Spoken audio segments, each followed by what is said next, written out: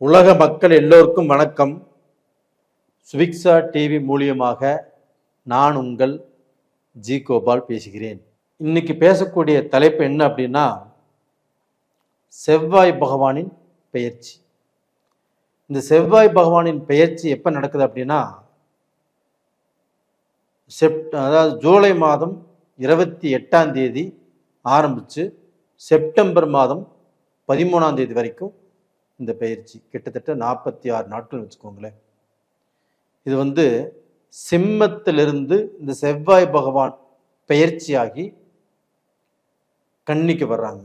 அப்படி கன்னிக்கு வரக்கூடிய இந்த செவ்வாய் பகவானால் கன்னி ராசிக்காரங்களுக்கு எந்த விதமான பலன் நடக்கவிருக்கிறது, இதை பற்றி தான் நம்ம இந்த பதிவில் தெளிவாக ரொம்ப ஆழமாக கணிச்சு இந்த பதிவை உங்களுக்கோசம் நான் சொல்ல காத்திருக்கிறேன். இப்போ கன்னி ராசியிலேயே செவ்வாய். கன்னி ராசிங்கிறது யாருடைய வீடு? புதனுடைய வீடு.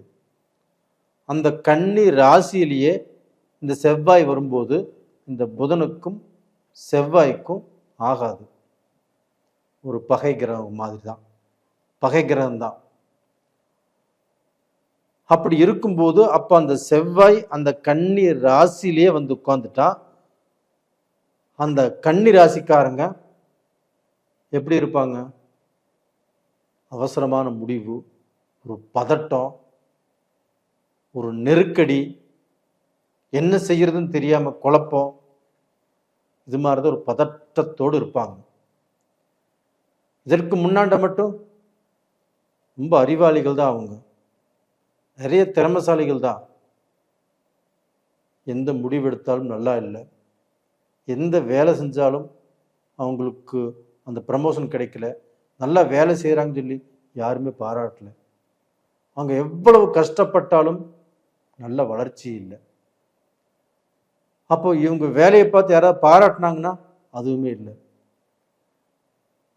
அப்போ அவங்க மன உளைச்சல்ல, மன நெருக்கடியில, என்னடா வாழ்க்கை இது, நம்ம படித்தோம், பட்டம் வாங்கினோம், நல்ல வேலை செய்கிறோம், அதற்கு உண்டான ஒரு சன்மானமே கிடைக்க மாட்டேங்குது, கம்முன்னு இந்த படிப்பை படிச்சிருக்க கூடாது, எங்கேயாவது நம்ம வேற எங்கேயாவது வேலைக்கு போயிருக்கணும், இல்லை வேற ஏதாவது படிச்சிருக்கணும் அப்படி நினைக்கிற அளவுக்கு அவங்க சூழ்நிலைகள். இந்த சமயத்தில் ஆறுதலோ ஒரு மன நிறைவோ அவங்க எங்கேயுமே கிடைக்கல. அப்போ பைத்தியம் பிடிக்காத குறையாக அவங்க அலமோதிட்டு இருக்கிறாங்க. இந்த சமயத்தில் இந்த செவ்வாய் பகவான் லக்னத்திலேயே இவங்களை பதட்டப்படுத்தி, இவங்க எடுக்கக்கூடாத தவறான முடிவுகளை எடுத்து அந்த முடிவால் பல சோதனையும் பல பிரச்சனைகளையும் வரக்கூடிய வாய்ப்பு தான் இப்போ இருக்குது. ஆனால் அது மாதிரி எதுவும் நடக்காது. ஏன்னா உங்களுக்கு ஒரு விபரீத ராஜயோகம் உங்களுக்கு கிடைச்சிருக்குது. எப்படின்னா, உங்களுடைய ராசிக்கு 7ஆம் இடத்துல சனி பகவான் இருக்கிறாரா, அந்த சனி பகவான் செவ்வாயை பார்க்கிறாரா. சனியும் செவ்வாயும் எப்பவுமே பார்த்துக்க கூடாது, 2 கிரகமும் சேர்ந்து ஒன்றா இருக்கவும் கூடாது. அப்படி இருக்கிறாங்கன்னா சனி ஆட்சி வீட்லையோ, செவ்வாய் ஆட்சி வீட்லையோ, செவ்வாய் உச்சம் வீட்லையோ, சனி உச்சம் வீட்லையோ இப்படி இருக்கலாம். மற்ற இடங்களில் சனியும் செவ்வாயும் சேர்ந்து இருக்கக்கூடாது. இப்போ சனி செவ்வாயும் பார்த்துட்டாங்களா, இதுவும் பயங்கரமான குழப்பத்தை கொடுக்கணும், நிம்மதியை கெடுக்கணும், இவங்க வாழ்க்கையில நல்ல திருப்தியை கொடுக்கவே கூடாது. ஆனால் அப்படி நடக்காது. ஏன் அப்படின்னா, அந்த சனி பகவான் வக்ரகதியிலிருந்து செவ்வாயை பார்க்கிறார்.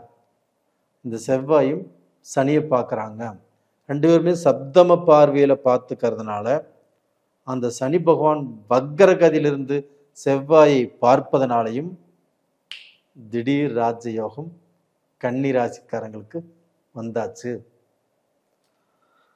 அப்போ இவ்வளவு நாள் நீங்கள் எந்த மாதிரியான மன உளைச்சல்ல, மன கஷ்டத்தில், ஒரு காரியம் ஆகலையா அப்படிங்கிற வேதனையில் ஒரு வேலைக்கு போய் அந்த வேலையை இன்னைக்கு தரேன்னு சொன்னாங்க, நாளைக்கு தரேன்னு சொன்னாங்க, தரல.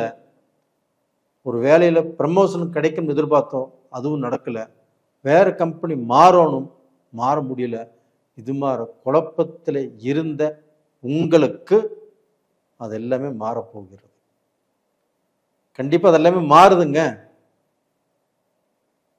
இப்போ உங்களுக்கு சந்தோஷம், ஒரு மன நிறைவு, ஒரு மன திருப்தி, சப்பா அப்படின்னு ஒரு பெரிய பாரத்தை தலையிலிருந்து இறக்கி வச்ச மாதிரி ஒரு சந்தோஷம் உங்களுக்கு கிடைக்கவிருக்கிறது. இதை விட இன்னும் நல்ல சந்தோஷம் என்ன அப்படின்னா, உங்களுடைய ராசிக்கு 8ஆம் இடம் தான் செவ்வாயுடைய வீடு. அந்த செவ்வாயுடைய வீட்டை செவ்வாயே பார்க்குது. அப்போ உங்க ராசிக்கு 8ஆம் இடம் செவ்வாயுடைய வீட்டை செவ்வாயே பார்க்கறதுனால கண்டிப்பாக உங்களுக்கு வரக்கூடிய அவச்சொல், உங்களுக்கு வரக்கூடிய கண்டம், உங்களுக்கு வரக்கூடிய அவமானம், இது எதுவுமே வருவதற்கு இந்த செவ்வாய் பகவான் விடமாட்டார்.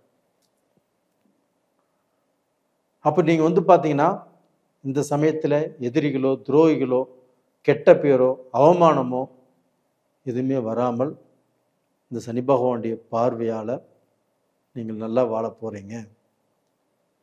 உங்களுக்கு நிம்மதி கிடைக்க போகிறது, நல்ல சந்தோஷம் கிடைக்க போகிறது. ஏதோ இத்தனை காலங்கள் இல்லாமல் இந்த பீரியடில் தான் நாங்கள் நல்லா இருக்கிறோம். பல நாள் கஷ்டப்பட்டோம், அந்த கஷ்டம் தீருமா தீராதான்னு எதிர்பார்த்துட்டு இருந்தேன். அந்த கஷ்டம் தீர வேண்டிய நேரம் வந்தாச்சு. யாரோனால, ஏதோ ஒரு உறவால, ஏதோ ஒரு பழக்க வழக்கத்தால எங்களுடைய கஷ்டங்கள் தீருத அப்படிங்கும்போது இதை விட சந்தோஷம் எதுவுமே இல்லை. அப்போ இந்த பீரியடில் நீங்கள் வணங்க வேண்டிய தெய்வம் எது அப்படின்னா அந்த பெருமாளை கும்பிடுங்க. திருப்பதி போனாலும் சரி, உங்கள் வீட்டு பக்கத்துலேயே எங்கேயாவது பெருமாள் இருந்தாலும் சரி, அந்த பெருமாளை கும்பிட்டு உங்கள் மனசில் இருக்கக்கூடிய குறைகளை சொல்லுங்க. இந்த பீரியடில் கண்டிப்பாக நீங்கள் கும்பிட வேண்டிய நேரம் தான் இது. உங்களுடைய குறைகளை சொல்லுங்க, உங்களுக்கு வேணுங்கிறது கேளுங்க, கண்டிப்பாக கொடுப்பாரு. சார் இத்தனை வருஷம் நான் கும்பிட்டு தான் இருக்கிறேன் அப்படின்னா ஒன்றும் பிரச்சனை இல்லை. இந்த பீரியடில் கும்பிட்டு பாருங்க. உங்களுடைய குலதெய்வத்து கோயிலுக்கும் போங்க, கண்டிப்பாக உங்களுக்கு ஒரு மோட்சம் கிடைக்கும். வாழ்க்கையில் ஒரு நல்ல திருப்பு முனை அமையும். நிறைய பேர் வெளிநாட்டில் இருக்கிறீங்க, ஜப்பானில், சுவிட்சர்லாந்தில், இந்தோனேஷியாவில், யூகேல, யுஎஸ்ஏல, ஆஸ்திரேலியாவில், கனடாவில், இத்தாலியில், நார்வேல, ஜெர்மனில், இது மாதிரி எத்தனையோ கண்ட்ரியில் இருக்கிறீங்க. எல்லாருமே வேலைக்கு போய் சம்பாதிக்கணும், சாதிக்கணும் அப்படிங்கிற கனவோடு போய் அந்த கனவு பலிக்காமல் வாழ்க்கையில் பிரச்சனை வந்து, தொழிலில் பிரச்சனை வந்து, எவ்வளவு செஞ்சாலும் ஒரு நல்ல பொசிஷனுக்கே வர முடியல அப்படின்ட்டு நிறைய குழப்பத்தோடு வாழ்ந்துட்டு இருக்கிறீங்க. அந்த குழப்பம் எல்லாமே தீரும். கண்டிப்பாக நல்லா இருப்பீங்க. அது போக உங்களுடைய ராசிக்கு 2ஆம் இடத்தையும் குரு பார்க்குது, தனஸ்தானத்தையும் குடும்பஸ்தானத்தையும் குரு பார்க்கறதுனால கண்டிப்பாக நல்லா இருப்பீங்க. இதே அடுத்த செப்டம்பர் 13க்கு மேலே அந்த செவ்வாயும் குருவும், செவ்வாய் சுக்கிரன் வீட்டுக்கு வராங்க, அந்த குரு பார்க்குறாங்க, குருமங்கள யோகம் உங்களுக்கு கிடைக்க போகுது. கண்டிப்பாக நல்லா இருப்பீங்க. கன்னிராசியில் பிறந்த பெண்கள் நிறைய கஷ்டம், நிறைய மனவேதனை, கணவன் விட்டு பிரிஞ்சு அவங்களும் வேலைக்கு போய் பிஸ்னஸுக்கு போய் மக்களை காப்பாற்றணும்னு சொல்லி எவ்வளோ கஷ்டப்பட்டுமே இப்போ கடன், ஒரு மன நிம்மதி இல்லை, கணவரும் பக்கத்தில் இல்லை, இது மாதிரி எவ்வளோ வேதனையில் இருக்கிறீங்க.